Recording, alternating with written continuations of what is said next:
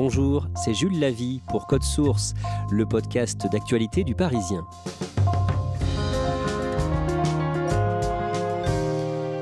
Malgré un plan de 30 milliards d'euros annoncé au printemps 2020, la situation dans les hôpitaux publics en France est compliquée. Difficultés à recruter, sous-effectifs, sentiment d'épuisement général, une organisation syndicale de médecins hospitaliers prédit même un cataclysme sanitaire à venir.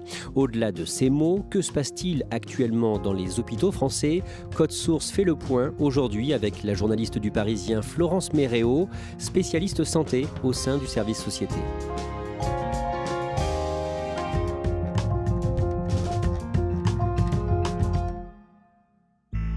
Florence Méréau, on a choisi de commencer ce podcast au moment de la première vague du Covid en France. Le vendredi 13 mars 2020, le ministre de la Santé, Olivier Véran, déclenche le plan blanc dans tout le pays. Le plan blanc, ça veut dire quoi d'un mot ? Et surtout, qu'est-ce que vous constatez dans les mois qui suivent dans les hôpitaux en France ? Le plan blanc, c'est tout simplement la plus haute mesure d'urgence dans les hôpitaux. On va le déclencher lorsqu'il y a une activité accrue et inhabituelle, type un attentat, ou lorsqu'il y a une situation sanitaire exceptionnelle. C'est évidemment le cas avec le Covid. Donc il va d'abord être déclenché dans le Grand Est et en Île-de-France. Et puis, vous le disiez, le 13 mars, il est généralisé à tout le pays. Cet arrêt de l'activité programmée nous permet de déclencher ce qu'on appelle le plan blanc maximal pour faire face à toute éventualité. Donc ça veut dire qu'il va y avoir des cellules de crise dans les hôpitaux, il va y avoir des opérations qui peuvent être déprogrammées, reportées, voire annulées. Et il y a la possibilité de réaffecter les soignants vers les services où ils seront le plus utiles. L'hôpital va être submergé, mais il va quand même garder un petit peu un bout de tête hors de l'eau. Mais à quel prix ? Au prix d'efforts considérables des soignants. Et on le sait, ils sont sortis de cette crise fiers, mais essorés, très fatigués. Toujours en 2020, entre le 25 mai et le 10 juillet, le gouvernement organise une grande consultation des différents acteurs du système de soins français. Consultation baptisée Ségur de la Santé, en référence à l'adresse du ministère de la Santé, avenue de Ségur à Paris. À l'issue de ces consultations, qu'est-ce qui est annoncé ? 33 mesures pour l'amélioration des conditions de travail et des revalorisations salariales. Pour les infirmières, cela correspond à 183 € net de plus sur leur fiche de paye chaque mois. Et au total, le gouvernement chiffre le Ségur de la Santé à environ 30 milliards d'euros, 19 milliards d'investissements et 10 milliards pour les augmentations de salaire. Mais ces annonces ne vont pas suffire, c'est ce que les soignants vont dire et c'est ce que l'on va voir dans cet épisode. Pourquoi d'abord en résumé ? Des milliards, ça peut paraître beaucoup, mais au final, c'est pas tant que ça. On parlait des 183 € du salaire des infirmières, mais c'est en deçà de la moyenne européenne. Les infirmières en Allemagne ou en Espagne, elles sont mieux payées. Et les représentants des infirmiers vont dire que c'est pas 183 € qu'il faudrait, c'est entre 300 et 500 €. Et finalement, on voit que le problème, il devient structurel. Il y a les salaires, il y a les conditions de travail dégradées, il y a une perte de sens dans le métier. Et puis après, c'est un petit peu le cercle infernal. Non seulement on peine à recruter du personnel soignant, mais aussi on peine à garder celui qui est en place.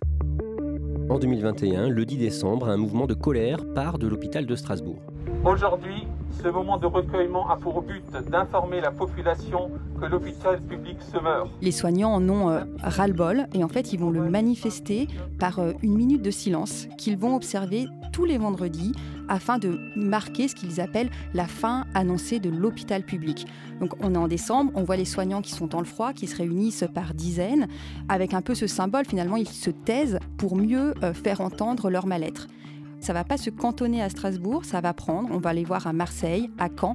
Je me souviens une fois avoir appelé un médecin à Paris qui m'a dit « Attendez, je suis en minute de silence, je vous rappelle tout de suite après ». Le jeudi 17 mars, un patient meurt aux urgences de Strasbourg, faute d'une prise en charge assez rapide. On sait qu'il est arrivé la veille, autour de 23h, avec une hémorragie digestive. C'est quelque chose qui se soigne assez bien. C'est pas très compliqué en termes de prise en charge, mais ce jour-là, faute de personnel soignant suffisant, à cause d'un engorgement des urgences, le patient a attendu plus de 12 heures avant d'être réellement pris en charge et il a été retrouvé le lendemain, en début d'après-midi, en arrêt cardiaque et il est décédé quelques minutes plus tard. Il est resté dans une zone d'attente qui ne permet pas des soins optimales pendant beaucoup trop de temps. On ne peut plus se taire à dire à un moment donné non, il n'y a pas de souci, on vous soigne correctement. Vous n'êtes plus en sécurité dans ces conditions. Tout de suite, les soignants se sont rassemblés et ont dit « Regardez, on vous disait que ça allait arriver et malheureusement, c'est arrivé ». À Bordeaux, à partir du mercredi 18 mai, les urgences de l'hôpital Pellegrin ferment partiellement la nuit, faute de soignants. Florence Méréau, concrètement, que se passe-t-il dans cet hôpital ? Dans cet hôpital, pour pouvoir aller aux urgences, il faut donc désormais montrer patte blanche. On ne peut pas y aller sans une très bonne raison. Et ça, c'est quelque chose de totalement inédit. Et ça va créer à ce moment-là un espèce d'électrochoc national. Bordeaux, c'est l'hôpital public de la 9e ville de l'Hexagone. Moi-même, j'ai fait des reportages aux urgences de Bordeaux. C'est dans un immense complexe hospitalier, c'est moderne, c'est dynamique. Et on se dit, si eux n'y arrivent pas, si eux n'arrivent pas à faire face, très honnêtement, qui le peut ? Derrière cette décision, il y a l'idée que parfois des gens vont aux urgences sans une bonne raison ? L'idée, c'est de dire qu'il y a certaines situations qui ne sont pas si urgentes qu'elles n'y paraissent, mais c'est aussi un problème de disponibilité des médecins de ville. Et certaines personnes n'ont tout simplement pas d'autre choix que d'aller aux urgences. Après la présidentielle des 10 et 24 avril et la réélection d'Emmanuel Macron, il y a un remaniement du gouvernement le 21 mai et le ministre de la Santé change. Passation de pouvoir entre le sortant, Olivier Véran, et la nouvelle ministre, Brigitte Bourguignon. Quelques jours plus tard, Florence Méréau, le 25 mai, la Confédération des praticiens des hôpitaux, la CPH, utilise des mots très forts pour alerter la nouvelle ministre.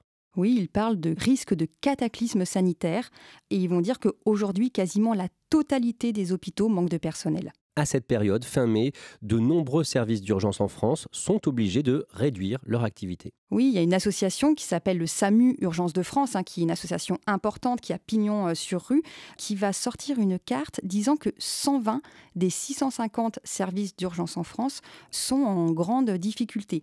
C'est des services qui vont avoir des fermetures la nuit et même certains vont faire du délestage.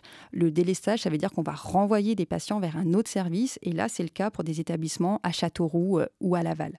Une mission flash, c'est le terme choisi et qui fait rire jaune les professionnels de santé. Le 31 mai, le président Emmanuel Macron commande une mission dite flash, une mission d'urgence d'1 mois pour diagnostiquer la crise des services d'urgence à l'hôpital et proposer des pistes de réponse. Cette commission est présidée par un certain François Braun. Qui est-il ? C'est un médecin qui a 59 ans, un médecin urgentiste qui est aussi le chef du service des urgences de l'hôpital de Metz-Thionville et qui préside la fameuse association SAMU Urgence de France qui avait établi la carte un peu alarmiste.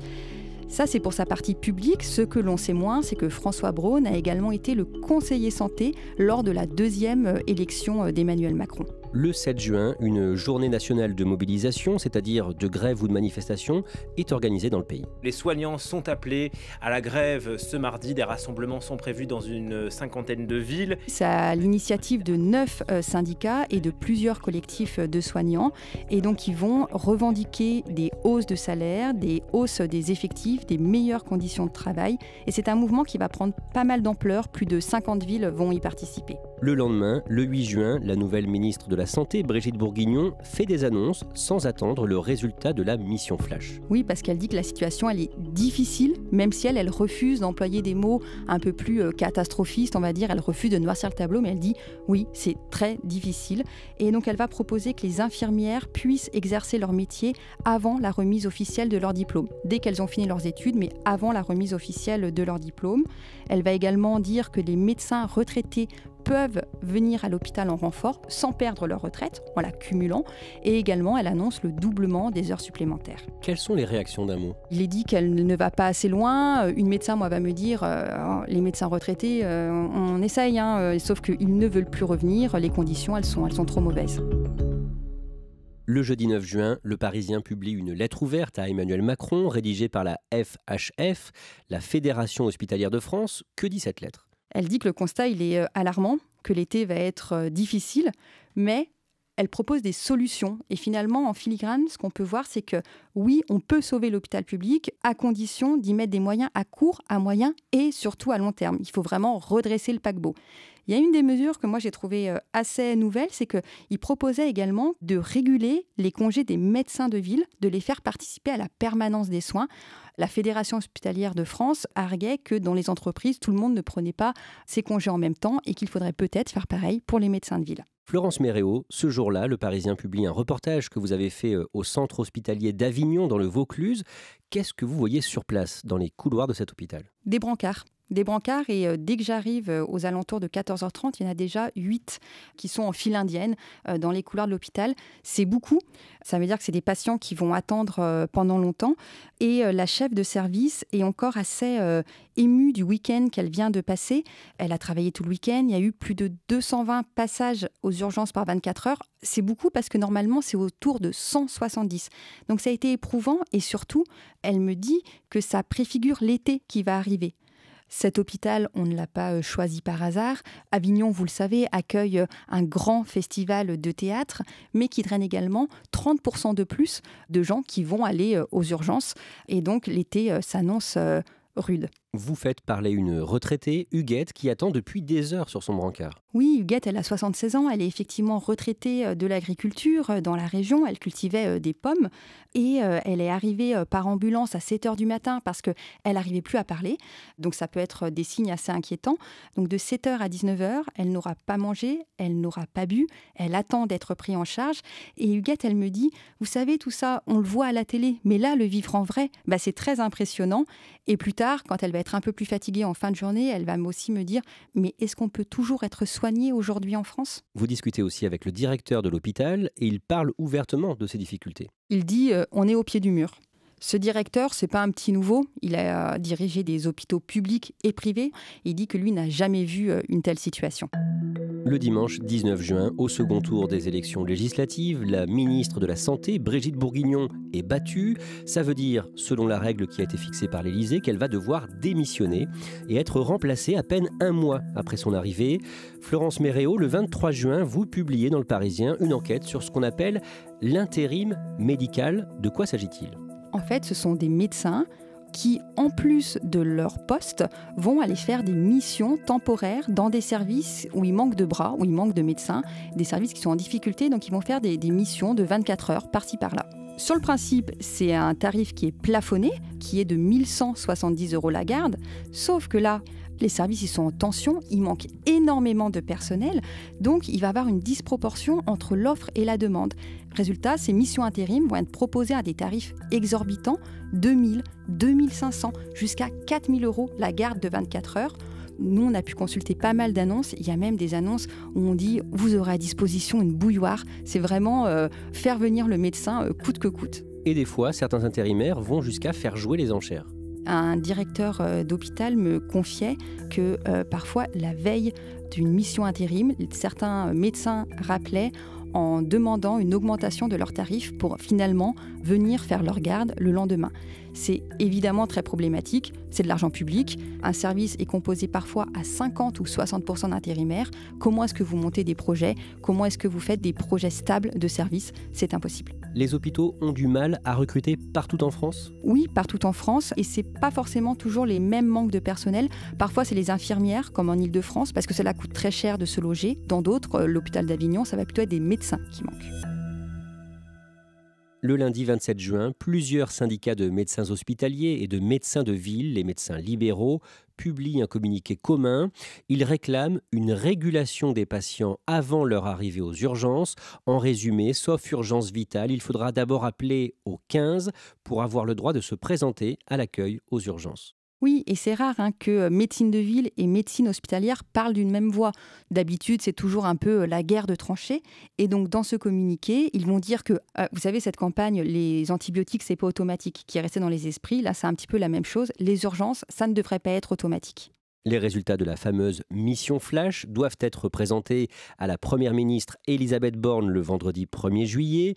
Florence Méréau, avec votre collègue spécialiste santé Elsa Marie, vous dévoilez les recommandations la veille, le jeudi, dans Le Parisien.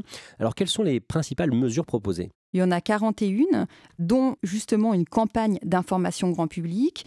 Le fait aussi que les médecins de ville pourront avoir une revalorisation de 15 € s'ils prennent un patient qui est envoyé par le SAMU et également plusieurs mesures type déploiement de la téléconsultation. Et toutes les mesures sont reprises par Elisabeth Borne, c'est ça ? Oui, intégralement reprises, même si elle va dire qu'en fait, les hôpitaux ne sont pas obligés de les reprendre toutes, mais qu'il faut s'adapter territoire par territoire. Finalement, c'est comme une boîte à outils. Le lundi 4 juillet, la composition du nouveau gouvernement d'Elisabeth Borne est dévoilée, le gouvernement qui fait suite aux élections législatives, et le nouveau ministre de la Santé est François Braun, dont on a parlé, le président du SAMU Urgences de France, qui a été chargé donc de réaliser la mission Flash. Florence Méréau, comment réagissent les syndicats d'urgentistes et des autres soignants de l'hôpital à cette nomination ? Ils disent que François Braun, c'est quelqu'un de sérieux, de rigoureux, quelqu'un qui est réputé pour être à l'écoute. Il n'a pas vraiment de mots plus haut que l'autre. Donc ça, c'est plutôt appréciable. Et puis, ça a une cohérence, c'est-à-dire qu'il a posé le diagnostic, il a établi l'ordonnance. Maintenant qu'il la met en œuvre, c'est plutôt très cohérent. En revanche, la crainte pour eux, c'est que François Braun soit trop centré sur l'hôpital. Or, cette crise, même si on parle beaucoup des urgences, ce n'est pas qu'une crise des urgences. On en parle parce que les urgences, c'est, si vous voulez, le miroir de l'hôpital, c'est sa porte d'entrée. Mais le problème, il est structurel. Ça va être le problème de la médecine de ville, de la désertification médicale et aussi du manque de soignants dans les lits autres que les urgences à l'hôpital. Et d'ailleurs, François Braun va le dire lors de sa passation de pouvoir à laquelle j'ai assisté. Il va employer des mots forts. Il va dire « c'est tout le système de santé qui est à bout de souffle ». Florence Méréau, au-delà du choix de ce nouveau ministre, les professionnels de santé redoutent une situation particulièrement compliquée cet été dans les hôpitaux ? Oui, il y a un professeur de médecine qui m'a dit d'un ton un peu las, un peu inquiet, savoir si on va pouvoir passer l'été, on en est là, le point de rupture n'est pas à exclure. Moi, j'ai trouvé que c'était une phrase forte. Évidemment, dans l'esprit des soignants, la crainte, c'est qu'il y ait de nouveaux morts, de nouveaux drames qui auraient pu être évités à l'hôpital.